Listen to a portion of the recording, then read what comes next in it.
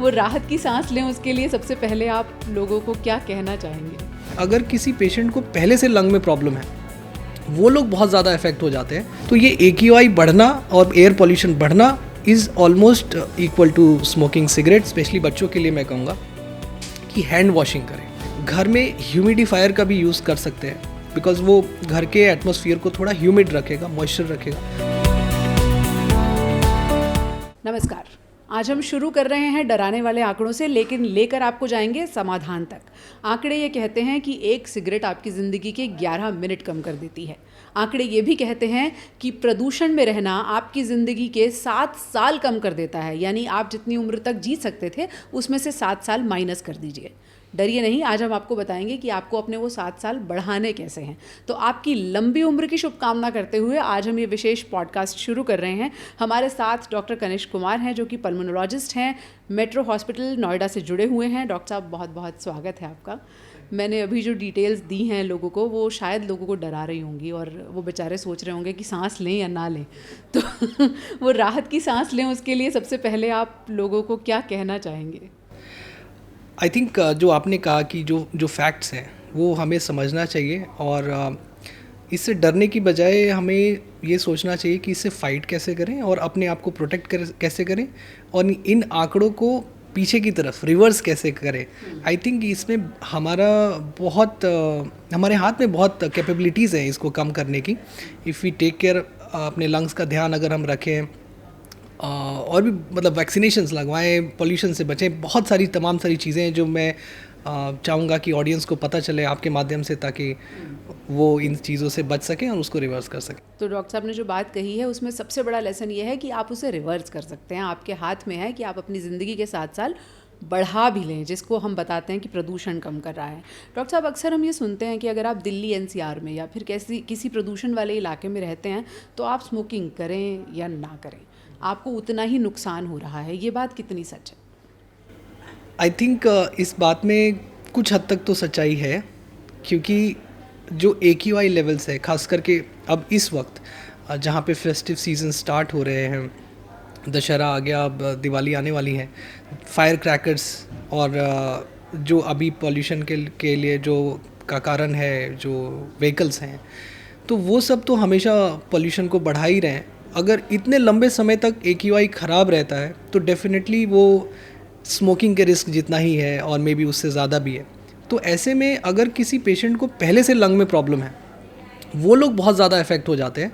और अगर कोई पेशेंट जैसे हेल्दी है तो उसको एक बहुत माइनर सी इनकन्वीनियंस होती है, जिसके साथ जैसे कभी हम हॉस्पिटल या आते हैं काम करने के लिए तो हमें भी रनिंग नोज़ हो रहा होता है, बट हमें ऐसा नहीं लगता कि हम घर पे बैठ जाएं, या उतनी हालत ख़राब नहीं होती।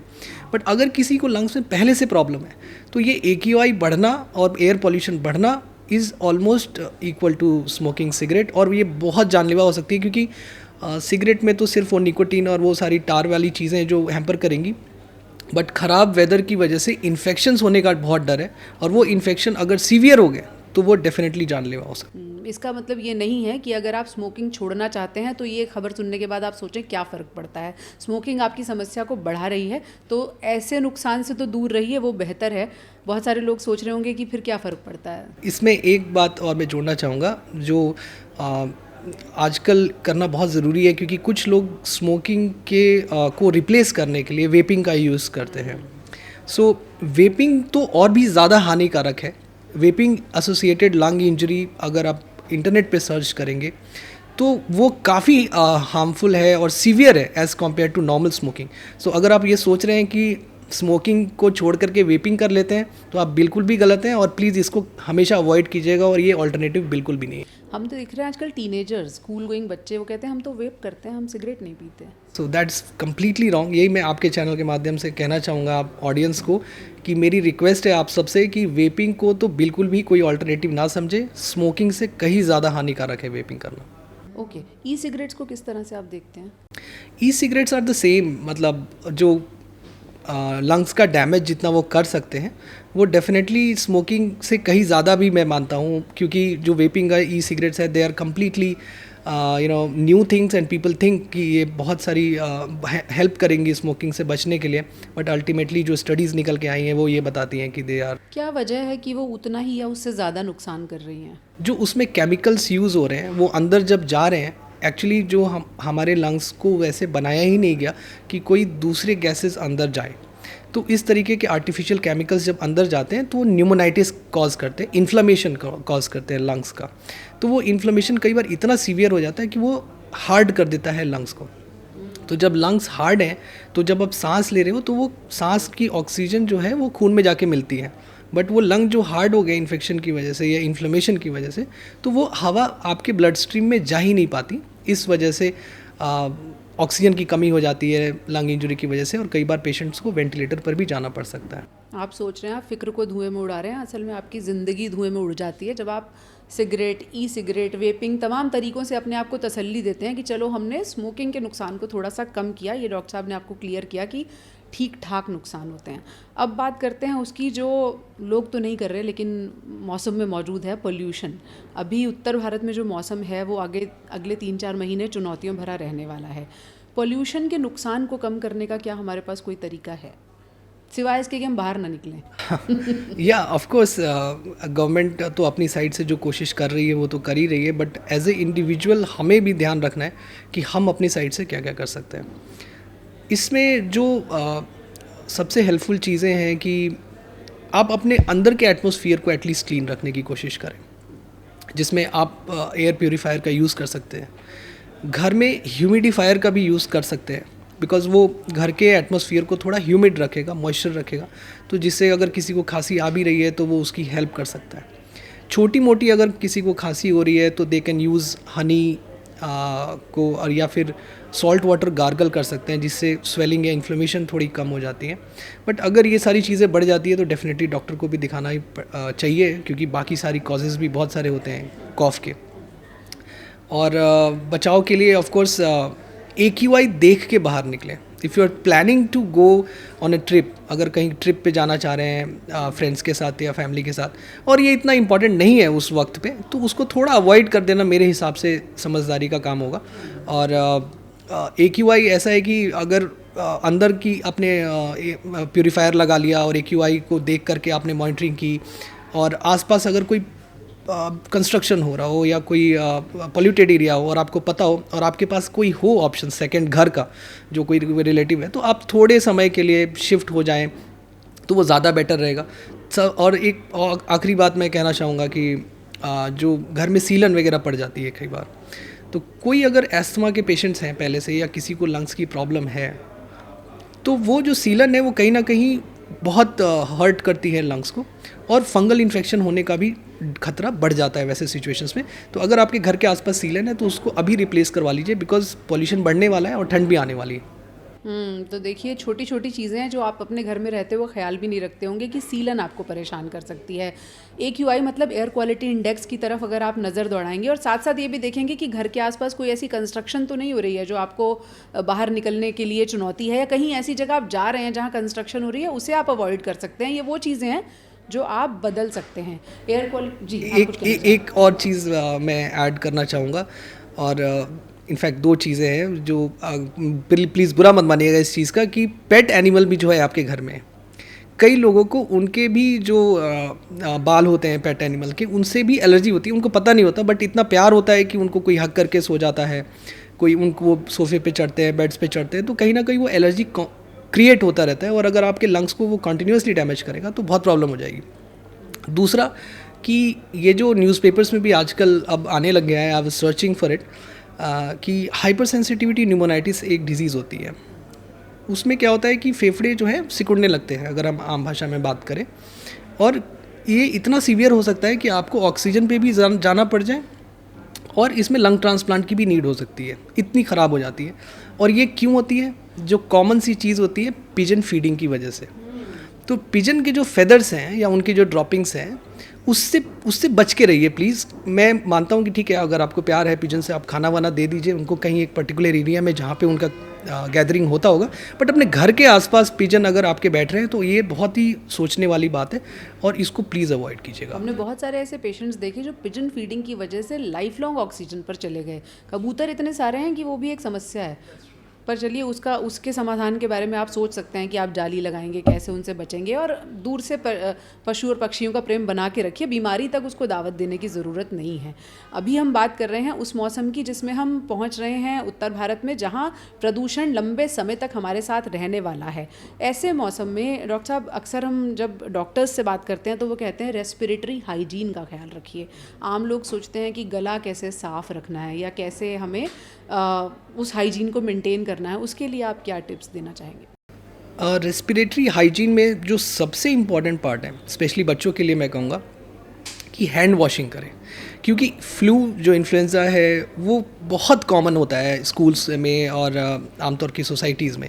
तो अगर आप हैंड वॉशिंग प्रॉपरली प्रैक्टिस करते हैं so that is very helpful, वो काफ़ी मदद कर सकता है। दूसरा जो मैंने बताया कि हनी वगैरह, आप अगर खांसी हो रही है थोड़ी सी तो वो ले सकते हैं, और सॉल्ट वाटर गार्गल ले सकते हैं।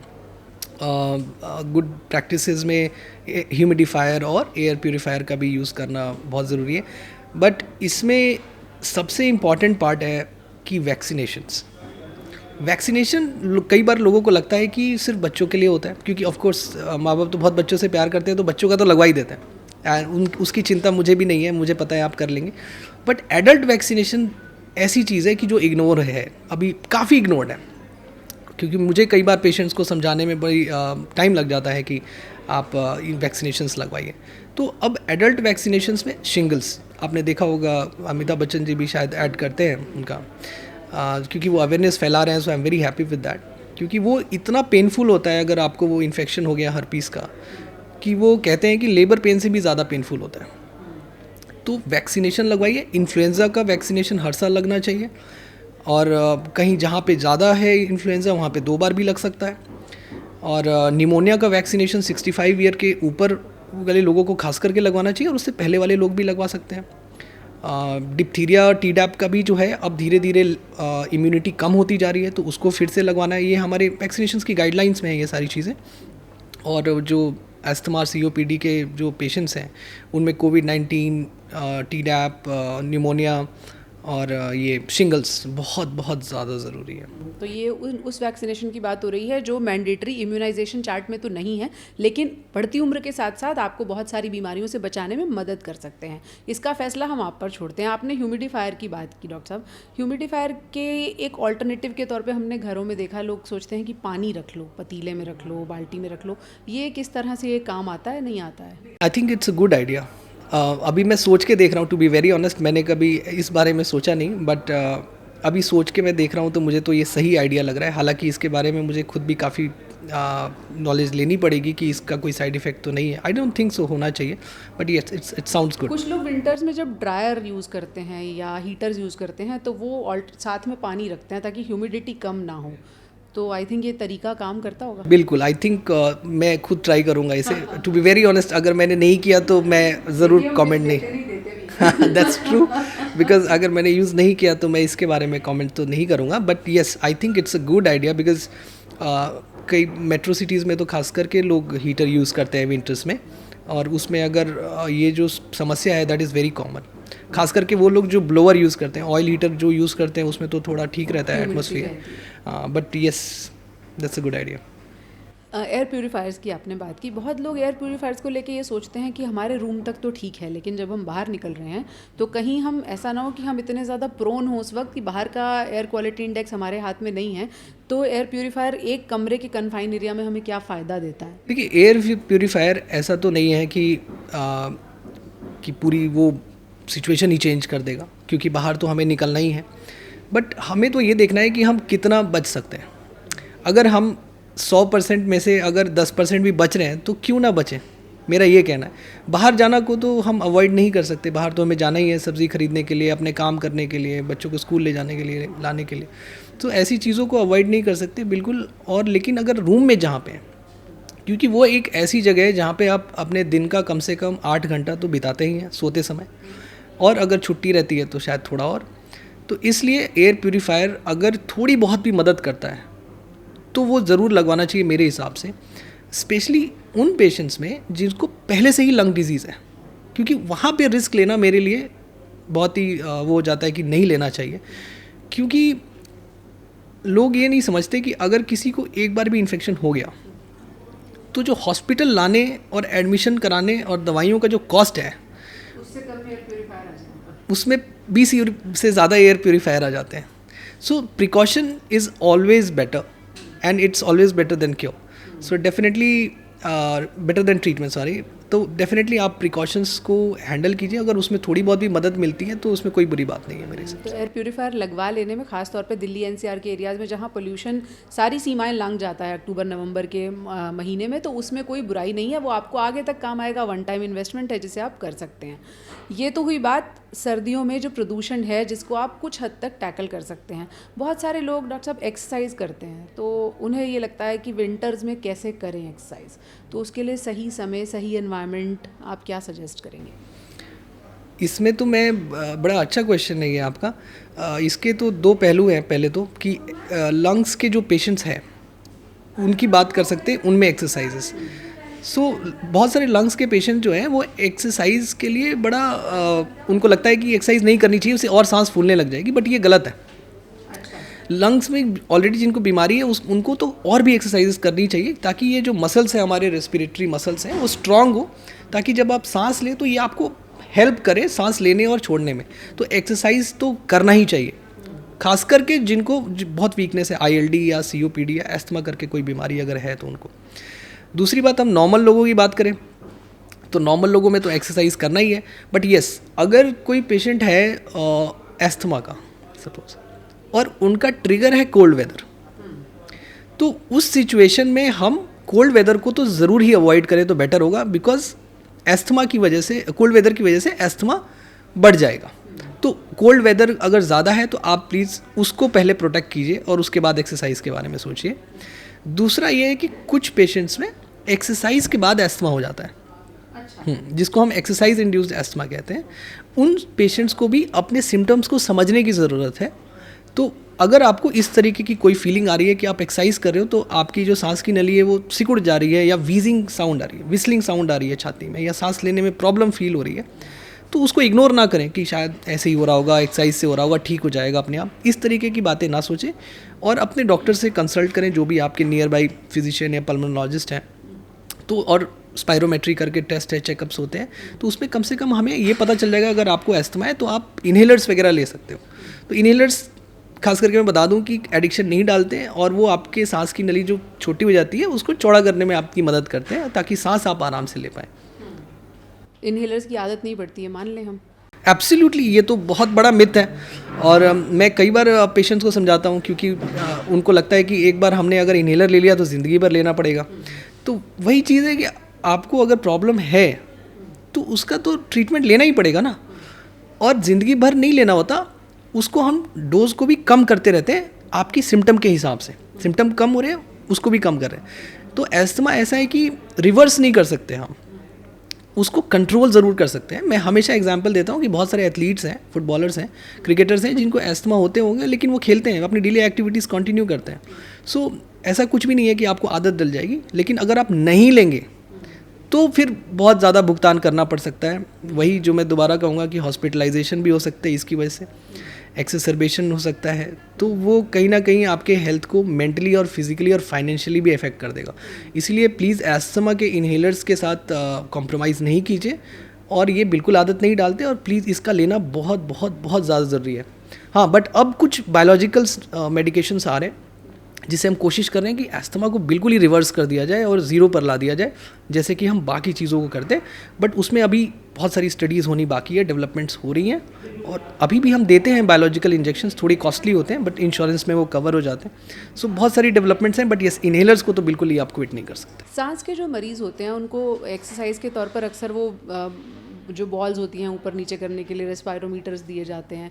कुछ लोग ये भी कहते हैं कि बलून्स वो फुलाएं, शंख बजाएं। ये इन एक्सरसाइज के बारे में आप व्यूअर्स को क्या बताना चाहेंगे? ये बहुत अच्छा पॉइंट आपने बताया। कभी ऐसा मैंने सोचा नहीं, टू बी वेरी ऑनेस्ट, कि मैं बताऊं पेशेंट्स को, बट हम इनको क्योंकि आईपीडी में प्रैक्टिस करते हैं।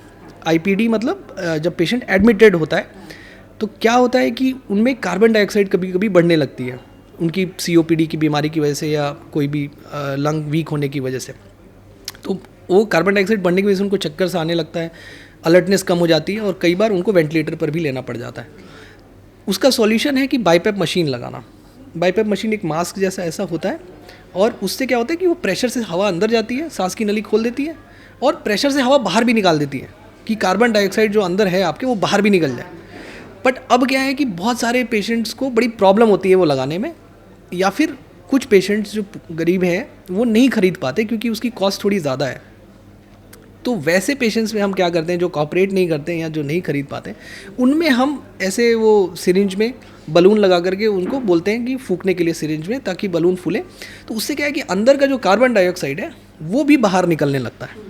तो ये एक सिंपल मैकेनिज्म है जिससे कि हम वो कार्बन डाइऑक्साइड निकाल पाते हैं। दूसरा कि वो जब फूंकते हैं तो उनकी एक्सरसाइज भी हो रही है, लंग्स एक्सपैंड हो रहे हैं, लंग भी एक्सपैंड हो रहे हैं। अगर थोड़ी मोड़ी प्रॉब्लम भी है तो वो धीरे धीरे फूल के, अगर कोई फाइबर बन गया है लंग्स के आसपास तो वो भी थोड़ा थोड़ा हेल्प करता है रिकवर होने के लिए।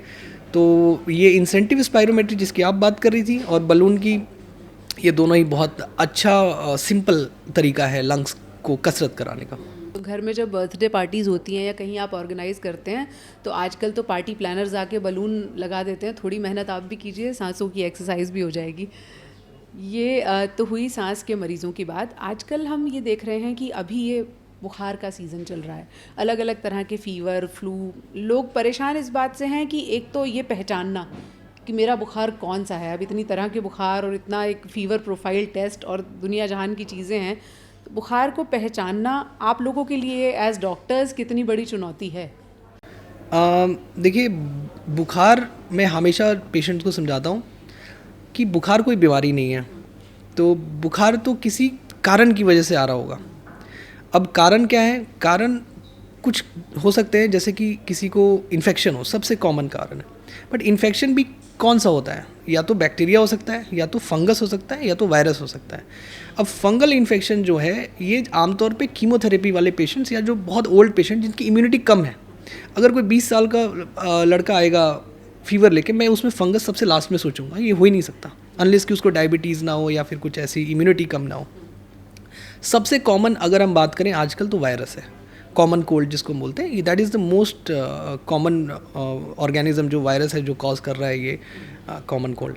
सो फीवर को पहले तो हम जैसे वायरस सस्पेक्ट करते हैं तो थ्रोट स्वैब भेजते हैं H1N1, क्योंकि जो इन्फ्लुएंजा है वो आजकल बहुत ज़्यादा कॉमन है, तो उस पर हमारा प्राइमरी सस्पेक्ट रहता है। लेकिन अगर किसी को निमोनिया है, लंग्स के अंदर कोई लंग हार्डनिंग का साइन दे रहा है एक्सरे में, तो उसकी फिर हम बलगम की जांच भेजते हैं। तो अगर हमें लगता है कि बहुत सीवियरिटी बढ़ गई है तो हम ब्रोंकोस्कोपी करते हैं। पतली सी ट्यूब होती है जिसके पास कैमरा लगा होता है, तो हम सांस की नली में जाते हैं, हमें दिखाई देता है कि क्या अंदर चीज़ें चल रही हैं, और कोई चीज़ अगर रुकावट ला रही है या फिर कोई बच्चे ने सपोज़ कोई कॉइन निगल लिया सांस की नली में, उसको भी हम पकड़ के बाहर निकाल सकते हैं। तो ये सारी चीज़ें फीवर कॉज कर सकती हैं। और सबसे लास्ट में मैं रखूँगा कैंसर को। कैंसर भी फीवर कॉज कर सकता है, बट जनरली वो कैंसर के पेशेंट्स जो फीवर आते हैं वो काफ़ी थोड़ा लेटर स्टेज पे आते हैं, वो ओल्ड पेशेंट्स में आते हैं। तो बट येस, अगर कोई पेशेंट बहुत थिन है, लीन है, तो आप सोच सकते हैं कि शायद ये कैंसर भी हो सकता है। बट पहला तो वायरल इन्फेक्शन है। ये बात हम आपको अवेयर करने के लिए बता रहे हैं, डराने के लिए नहीं बता रहे हैं। बहुत सारे बुखार जो हैं वो 3 से 5 दिन में थोड़ा आराम करने से, बेसिक दवाएं लेने से भी ठीक हो जाता है। एब्सोल्युटली। मैं बात करूँ तो कितने % पेशेंट ऐसे भी ठीक हो जाते होंगे? मैं तो मानता हूँ कि मेडिसिन तो बस आर्ट है बात करने का और वेट करने का। बाकी तो नेचुरल हीलिंग से काफ़ी लोग वैसे ही ठीक हो जाते हैं। But don't take it in other way, आपको दिखाना चाहिए, इलाज भी कराना चाहिए। बट येस, अगर आपको लगता है कि बहुत ही माइल्ड सिम्टम है और आप वेट करना चाहते हैं 1 आध दिन, तो आप जो ये होम रेमेडीज़ मैंने बताई हैं, हनी वाली, ह्यूमिडिफायर वाली, सॉल्ट वाटर गार्गल वाली, ये सब थोड़ा ट्राई कर सकते हैं आप। बट येस, अगर आपको लग रहा है कि चीज़ें ठीक नहीं हो रही हैं और इसमें मैं कल से आज मैं बेहतर फील नहीं कर रहा हूँ, ये सबसे पहला सवाल अपने मन में सोचना चाहिए सुबह, क्या मैं कल से बेहतर फील कर रहा हूँ कि नहीं। अगर नहीं फील कर रहा हूँ तो फिर ये चिंता का विषय है और फिर आपको अपने डॉक्टर से मिलना चाहिए। सॉल्ट वाटर गार्गल की आपने बात की, कुछ लोगों को कहा जाता है कि हाँ गार्गल्स करो अच्छा है, कुछ लोगों को कहा जाता है कि नहीं करो गले पे दबाव पड़ेगा, क्या है इसके बारे में आप? नहीं, मैं ये जानता हूँ कि जो लोग गार्गल कर सकते हैं, मैं छोटे बच्चों को एडवाइस नहीं करूँगा इसको करने के लिए, क्योंकि उनकी पता नहीं रिफ्लेक्सेस उस समय कितनी स्ट्रांग है नहीं है, क्योंकि अगर गार्गलिंग करते समय वो उनकी सांस की नली में चली गई तो that will create pneumonia again, मतलब एक फिर से निमोनिया या इन्फेक्शन या निमोनाइटिस का कारण बन सकता है। तो मैं डेफिनेटली गार्गल तो उसी को करने के लिए कहूँगा जो ये कर सकता है, और कुछ लोगों को अच्छा भी नहीं लगता, बट यस ये हेल्पफुल होता है, और ट्रस्ट मी इसको अगर आप करेंगे तो इससे कोई नुकसान नहीं है। सलाइन वाटर लोग मतलब पानी, नमक का पानी और गुनगुना पानी, नमक क्या करता है बेसिकली उस गुनगुने पानी में जो सलाह दी जाती है कि नमक डालें आप थोड़ा सा? हाँ, नमक क्या करता है कि जो स्वेलिंग है, देखिए आपने किसी सेल्स में देखा होगा कि थोड़ा नमक डालेंगे तो वो सिकुड़ने जैसा लगता है, तो वो जो गले की स्वेलिंग है जिसकी वजह से खांसी आ रही होती है, तो वो नमक डालने से थोड़ी स्वेलिंग ठीक हो जाती है, तो जिससे आपको सांस में थोड़ी आराम मिलती है।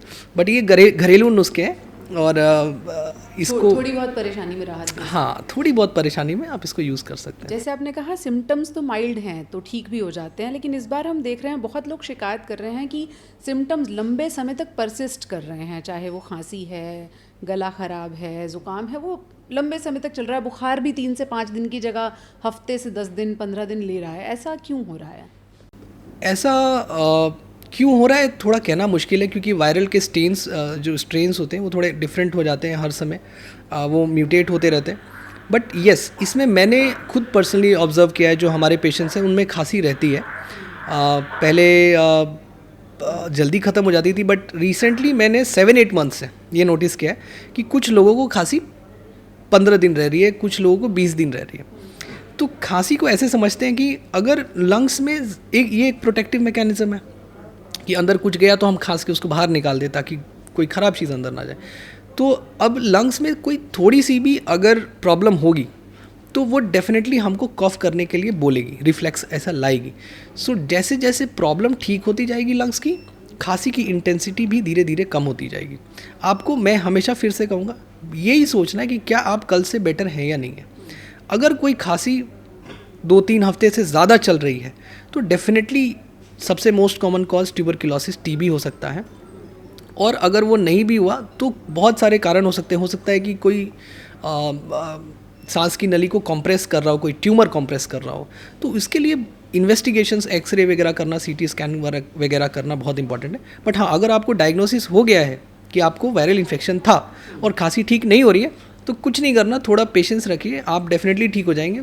सबका टाइम अलग है, 15 दिन और 25 दिन, बट मोस्टली 20-25 दिन में रिकवरी हो जा रही है, so nothing to worry about it. मैं आपसे ये सवाल पूछने वाली थी कि बुखार 5 से 7 दिन में ठीक हो गया, लेकिन खांसी 15 से 20 दिन तक है, तो हर बार डरने की ज़रूरत नहीं है, हर बार वो टीबी भी नहीं है, आपको डरा नहीं रही है, कुछ दिनों में मतलब पेशेंस रखनी है। बिल्कुल, अगर आपकी डायग्नोसिस हो गई है, अब देखिए ना, अब हमारे पास पेशेंट्स अगर एडमिटेड हैं और उनकी हमने बीमारी देखी, निमोनिया हुआ, बट वो धीरे धीरे 5-7 दिन में ठीक हो गया, दवाई सब चल गई, हमें पता है, सब संतुष्ट है, लेकिन थोड़ा अंश रह गया अब बीमारी का, तो वो थोड़ा समय लेगा हील करने के लिए, क्योंकि वो जब तक पूरा हील नहीं होगा खांसी नहीं जाएगी। तो वैसे सिचुएशन में हम पेशेंट्स को भर्ती करके नहीं रख सकते 25 दिन के लिए, क्योंकि वो उनकी ज़रूरत ही नहीं है। इसीलिए हम भी खुद कहते हैं बड़े कॉन्फिडेंस के साथ कि आप ठीक हो जाएंगे, बिल्कुल चिंता मत कीजिए, अपनी एक्सरसाइज वगैरह कीजिए, पल्मोनरी रिहैबिलिटेशन जो हमारे हॉस्पिटल में भी अवेलेबल है वो सब एक्सरसाइजेज वगैरह कीजिए, और हेल्दी खाना खाइए, इम्यूनिटी बढ़ाइए, तो डेफिनेटली वो जल्दी ठीक हो जाएगा। चलिए, अब एक सवाल आपसे, थोड़ा सा मुश्किल सवाल है। सवाल ये है कि बहुत सारे पेशेंट ये सोचते हैं कि मुझे बुखार हुआ, किसी और को भी बुखार हुआ, उसकी पर्ची उठाई, केमिस्ट के पास गए, वही वाली दवाएं खा ली, कभी कभी ठीक भी हो जाते हैं। तो क्या सलाह देंगे, कौन सी दवा ऐसी है जो डॉक्टर से बिना पूछे खा सकते हैं, और ऐसा करना चाहिए नहीं करना चाहिए कि हमने तो केमिस्ट से ले ली? अब पहले तो मैं कहूँगा कि खांसी के इतने सारे कारण होते हैं ना। देखिए, हिट एंड ट्रायल अगर करना है तो बुखार है, बुखार के भी तो मैंने बताया कितने सारे कारण होते हैं, इन्फेक्शंस, कई बार शायद से कैंसर, ट्यूबरक्लोसिस, बहुत सारी चीज़ें। मेरे हिसाब से अगर आपको करना भी है कोशिश, तो आप एक आध दिन देख लीजिए, क्योंकि हो सकता है कि आपके जैसे आप कहीं बाहर गए हैं किसी के साथ, तो उनको जो इन्फेक्शन अगर वायरल हुआ तो उनसे आपको कैच किया होगा। बट मेरा ये मानना है कि जो वायरस उनके शरीर पे जैसा असर डाल रहा है, कोई ज़रूरी नहीं है कि वो आपके शरीर पे भी वैसा असर डालेगा। हो सकता है कि उनकी इम्यूनिटी ज़्यादा स्ट्रांग हो तो उनको कम इफेक्ट हो रहा है, बट आपकी इम्यूनिटी कितनी है, या फिर हो सकता है कि उस पर्टिकुलर वायरस के लिए आपकी इम्यूनिटी थोड़ी कम है। जनरली आप बड़े अच्छे स्ट्रांग हैं, उसमें कोई प्रॉब्लम नहीं है, बट उस वायरस ने आपको अलग तरीके से इफेक्ट कर दिया क्योंकि आपकी इम्यूनिटी डिफरेंट टाइप की है। अगर उनमें आपको निमोनिया हो गया या फिर कोई भी ऐसी बात हो गई तो आप कंपेयर नहीं कर सकते दूसरे पेशेंट से, ऐसा मेरा मानना है। और आपको हर एक इंडिविजुअल अलग होता है। अगर कोई फीवर का पर्टिकुलर इलाज होता तो मैं 100% श्योर हूँ कि गूगल पे मिल जाता। कोई ऐसी फॉर्मेट होती, केमिस्ट के पास गए, फीवर का इलाज लाए और कर हाँ, बट मैंने शुरू में ही कहा था आपको कि फीवर कोई बीमारी नहीं है, इसीलिए वो आप उसका इलाज नहीं कर सकते। फीवर तो एक साइड इफ़ेक्ट है किसी बीमारी का, तो जब उस बीमारी को आप ठीक करेंगे तभी फीवर ठीक होगा। तो वो आप अंदाजे से दवाई खा लेंगे, ठीक है, कभी काम कर जाएगा, बट हो सकता है कि कभी काम ना भी करें। एक आखिरी सवाल आपसे, पैरासीटामोल को सबसे सेफ दवा लोग मानते हैं और हर दूसरे दिन सिर दर्द हुआ पैरासीटामोल, कहीं बदन दर्द है पैरासीटामोल, बुखार हुआ पैरासीटामोल, उसके लिए भी क्या कुछ नियम कानून होना चाहिए? थोड़ी मोड़ी अगर किसी को पेन, क्योंकि पैरासीटामोल पेन में भी काम करता है और फीवर में भी काम करता है, तो थोड़ी मोड़ी अगर किसी को प्रॉब्लम है और वो एक दिन देखना चाहते हैं तो ऑफ कोर्स देख सकते हैं, but over the counter medications के लिए मैं किसी को भी एडवाइस नहीं करूँगा पर्सनली। और ठीक है, अगर आपके पास कोई हॉस्पिटल बहुत दूर है या फिर रात है, आपको लग रहा है कि ठीक है थोड़ा ट्राई उस समय मोमेंटरीली रिलीफ लेने के लिए ले सकते हैं, तो कोई परेशानी नहीं है। पैरासीटामोल मैं फिर से आपको यही कहूँगा कि ये फीवर को कम करता है। फीवर क्या है? फीवर एक सिम्टम है, डिजीज़ नहीं है। तो डिजीज़ क्या है? वो फीवर बना रहा है, तो आप तो बस फीवर को कम कर रहे हो। इस डिज़ीज़ का क्या, उस पैरासीटामोल का जब तक असर ख़त्म होगा तब जब तक रहेगा तब तक फीवर नहीं रहेगा, उसका असर ख़त्म होते ही फीवर वापस आ जाएगा, क्योंकि जो डिज़ीज़ है वो तो वैसी की वैसी बनी हुई है। तो हमें फीवर पे फोकस नहीं करना, हमें डिजीज़ पे फोकस करना। लंबे समय तक पैरासीटामोल लेने के भी नुकसान हो सकते हैं? बिल्कुल, लंबे समय तक लेना मतलब अच्छा नहीं है, क्योंकि उसमें सबसे ज़्यादा तो पेट में अल्सर्स हो सकते हैं और कई बार ज़्यादा डोज लेने की वजह से टॉक्सिसिटी और हॉस्पिटलाइजेशन भी हो सकता है। सो डेफिनेटली इसको ओवर द काउंटर अपने मर्जी से तो कोई भी दवाइयाँ ले ही ना, और बिल्कुल आपको लग रहा होगा कि चलो कुछ नहीं हो रहा, ये इसने लिया मैं भी ले लेता हूँ, ऐसा बिल्कुल नहीं करना है। अपने डॉक्टर से बिल्कुल सलाह लेते रहना है एंड टच में रहना है। इसीलिए बुखार जब तक इश्क का है तब तक ठीक है, उसके अलावा अगर कोई भी बुखार है तो आप अपने नज़दीकी डॉक्टर के पास जाकर सलाह ज़रूर लें। एक आध 2 दिन तक परेशान होने की ज़रूरत नहीं है, लेकिन बहुत हाई ग्रेड फीवर है, समय ज़्यादा लंबा ले रहा है तो खुद अपने डॉक्टर ना बने। देश भर में डॉक्टर्स की कोई कमी नहीं है, समय रहते सलाह लें। आपकी अच्छी सेहत की शुभकामना के साथ फ़िलहाल हम आपसे विदा ले रहे हैं। आपके कोई सवाल हों तो आप कॉमेंट सेक्शन में हमसे ज़रूर पूछेगा, एक्सपर्ट्स के ज़रिए हम उनका जवाब देने की कोशिश करेंगे। फ़िलहाल हमसे जुड़ने के लिए धन्यवाद। Thank you so much doctor साहब, बिल्कुल नहीं लगा कि आपने कोई डॉक्टरी इंटरव्यू दिया है। Thank you so much for having me here, because मुझे बड़ा अच्छा लगता है लोगों से जुड़ना, अपनी बातें रखना। हालांकि मैं बहुत सारे नेशनल कॉन्फ्रेंसेस का पार्ट रहा हूँ, बट जो आम जनता से जुड़ने वाले का जो मज़ा है वो मुझे आज आपके थ्रू मिला। So thank you so much.